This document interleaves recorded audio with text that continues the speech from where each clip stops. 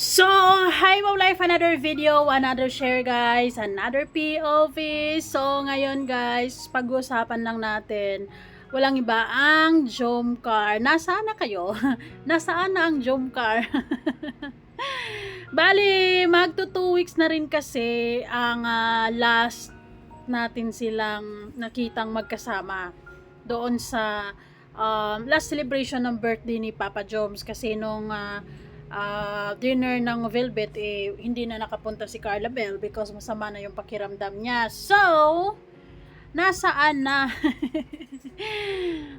Nakakamiss din talaga ang ang Jomcar. Anyways, bago ang lahat, don't forget to support and subscribe Kuya Val Santos Matubang at Iid na Vlog Kalingap Rap at sa lahat ng Team Kalingap. Syempre guys, salamat sa suporta at pagmamahal nyo sa aming mga Kalingap reactors at maraming salamat pa din sa mga bumibili ng ating sabon at sa mga gustong subukan. Please message me sa aking FB, Miss M's Life, lalo na ngayong super init. Nako, this is it. Subukan nyo to. Ngayon guys, nakakamiss lang ang Jomcar and hopefully within this week, ano ba tayo today? Wednesday. So hopefully within this week, merong Jomcar kasi tapos naman na ang EDC. So Jomcar or Danjoy within this week, hopefully, mai-push, 'di ba? Kasi although mukhang hindi pa naman bakasyon para kay Carla Bell because college nga. So, hindi pa bakasyon sa mga college students, 'di ba? So, tuloy-tuloy pa rin, may pasok pa din sila. Nakakamiss lang kasi. Is this the sign of matured relationship ng Jomcar? Dahil, lately, wala man lang pamaydi-maydi si Carla Bell. Ano lang, parang talagang ginus tayo. Wala tayong clue kung anong nangyayari, 'di ba?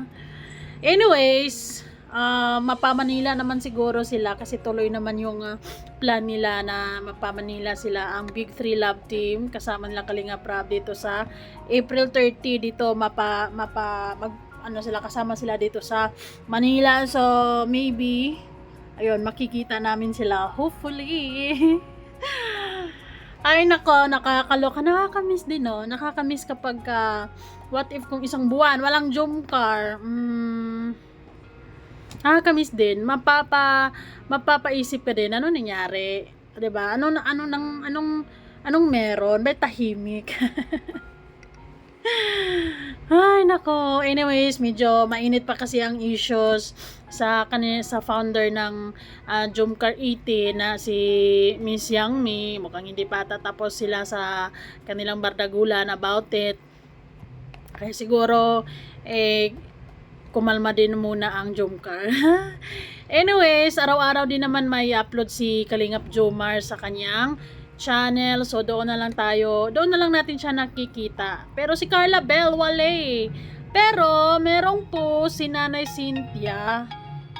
Saan ka na, Carla Bell? Talagang hindi ka na nagpapakita. So ito guys, mapapansin nyo yan. Ayun. Ayan. So anong ganap dyan? Judge ba siya ng isang pageant? 'Di ba? Ay, grabe naman des. Ma-judge na ang person, no? 'Di ba? Sikat na talaga, ibang level ka talaga, Carla Bell. Ibang level talaga yung yung charisma mo talaga. Ayan. O, judge siguro talaga to. Bali tatlo ata silang judge. Kasi pare-pareha sila ng may ribbon. Garland. Yun lang yung update. Tapos wala na. Wala tang video dyan. Wala ang nag-video dyan. Siguro meron pero hindi muna. For keeps lang siguro. Ganun. 'Di ba? Tahimik lang si Carla pero may mga ganap pala lately. Ano kaya yan? Kasi hindi rin kasi hindi na nasabi ni Nanay Cynthia sa kanyang post kung anong ganap dyan, no? Pero anyways, ayun, nakakamiss din ang Jomcar. Nakakamiss kung anong mga kaganapan sa kanila. Well, obviously, sa Jomcar kasi medyo sunod-sunod din kasi ang Jomcar nung nakaraang linggo, 'di ba? Merong yung birthday ni Kalingap Jomar is part 1, part 2, part 3. So, lagi-laging ando nakasuporta si Carla. So, ayun, talagang nagpapamiss sila, guys. Pero anyways, congratulations Carla, yon bilang isang judge ata dito sa kung anong ganap dyan. I think beauty pageant, yung katabi nila siguro dyan, yan nata yung winner or ano ba dyan. Anyways, that's it guys. Napaisip lang ako kung anong mga nangyayari, anong kaganapan. Well, nung summer o nung bakasyon, nung Holy Week, nakita ko si Carla na andon siya, umuwi siya sa kanila and then kasama yung mga kapatid niya, nag-swimming sila sa harap ng bahay nila. Bumili siya ng yung swimming pool.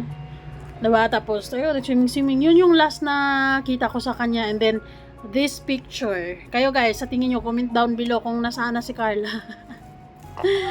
Tahimik Tahimik si Carla Bell.